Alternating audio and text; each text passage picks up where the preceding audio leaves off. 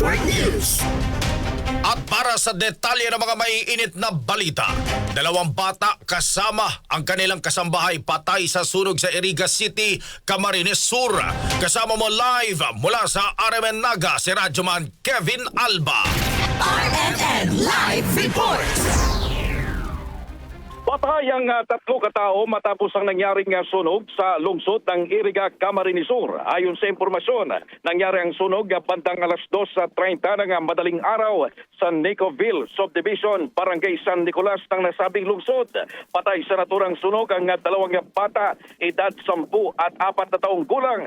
Kasama rin sa binawian ng buhay ang kasambay nitong babae, edad 6 na taong gulang. Ayon kay Fire Chief Inspector John Jen Novela, hindi naman ganon kalaki ang sunog na nagsimula sa sala ng pamilya. Agad naman itong naapula ng mga rumesponding bombero, ngunit nang makapasok ng mga ito, dito na nakita mga wala ng buhay na biktima na nasa loob ng kwarto malapit sa pinagmulan ng sunog. Ayon pa kay Inspector Novela, posibleng nasuffocate ang mga ito na naging dahilan ng kanilang kamatayan. Nakaligtas naman sa trahedya ang lolo at lola ng mga biktima at ang isa pa nitong kasambahay dahil ang mga ito ay agad na nakalabas sa kanilang bahay nang mangyari ang sunog. Samantala, nasa ibang bansa naman ang mga magulang ng magkapatid.